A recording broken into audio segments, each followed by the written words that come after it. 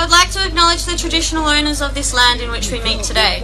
I'd also like to pay my respects to elders past, present and future. I stand here today on behalf of the Free West Papua campaign as our spokesperson and good friend 𝑊𝐸𝑆𝑃𝐴𝑃𝑈𝐴 was unable to attend.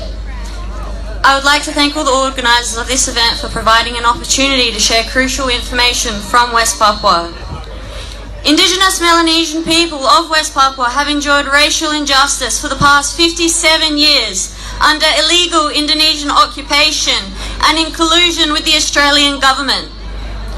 West Papua is located 250 kilometres north of Australia, our closest neighbours, but you may have never heard of such injustice as international media access is banned in West Papua.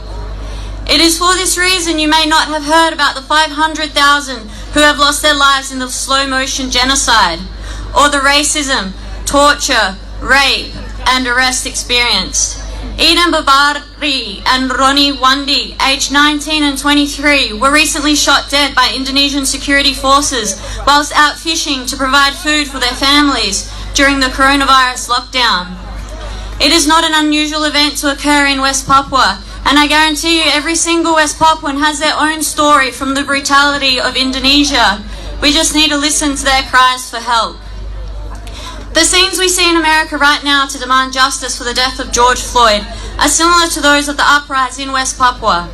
On the 17th of August 2019, a date which celebrated Indonesia's 74th proclamation of independence from Dutch rule, it had been reported that an Indonesian flag was damaged outside a West Papuan student dormitory in Surabaya, Indonesia.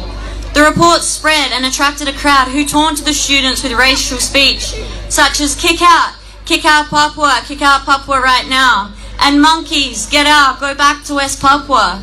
The crowd demanded the students to come out so they could kick them out and kill them, massacre Papua. Meanwhile, the students were trapped in the dorm without food and electricity for 24 hours. Indonesian anti-terrorism unit detachment tear gas into the student dorm, and the 43 students were arrested, despite later released again as there was no evidence to prove this accusation. In the largest uprising seen in the history of West Papua, thousands of West Papuans took to the street in demonstration. Free West Papua, and we are not red and white, we are the Morning Star, was chanted in the masses. The Morning Star flag that you see behind me today was raised in all cities across West Papua and even some in Indonesia, an action which can result in 15 years imprisonment. Demonstration continued for 2 months against racism and the demand for legal right to self-determination. In response, Indonesia deployed over 6,000 police and military personnel into West Papua. It is important to note that the Australian government and the Australian Federal Police have used a minimum of 8.4 million of our own taxpayers' dollars to train and fund such personnel linked to the human right violation, even on our own soil. The personnel opened gunfire on demonstration, which led to some of the bloodiest days seen in the history of West Papua, and even those students who had returned home from cities within Indonesia in fear of safety were not safe. The Indonesian government continued to shut down internet, phone signal and social media across the whole of West Papua. At the time I received this poem from West Papua, we only want independence, we ask to determine our own destiny. We have never asked for Indonesia to determine the fate of the people of West Papua.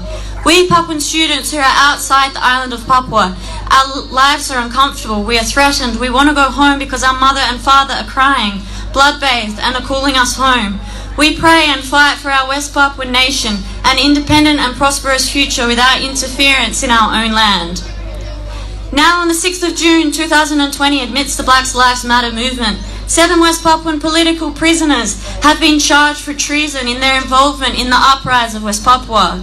Henki Hilapok, 5 years imprisonment. Irwanus Urob Mabin, 5 years imprisonment. Alexander Gobai, 10 years imprisonment. Ferry Gombo, 10 years imprisonment. Stefano Sitle, 15 years imprisonment. Agus Kose, 15 years imprisonment. And Buchdar Tabuni, 17 years imprisonment. All the student leaders in prominent universities or high-profile activists of the freedom movement in West Papua. Meanwhile, the perpetrators of the initial racial speech have received just 10 months imprisonment. We demand justice now.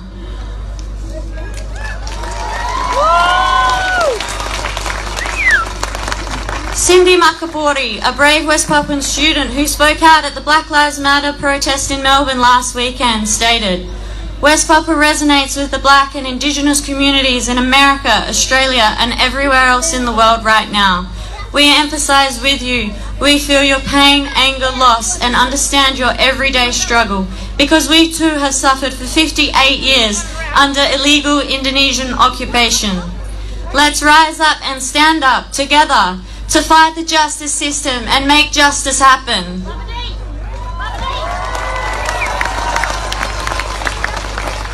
I invite you to raise your left fist and speak with the people of Papua. Black Lives Matter! Black Lives Matter! Free West Papua! Free West Papua! Free West Papua! Free West Papua! Free West Papua! Free West Papua! Thank you. Thank you, Jez.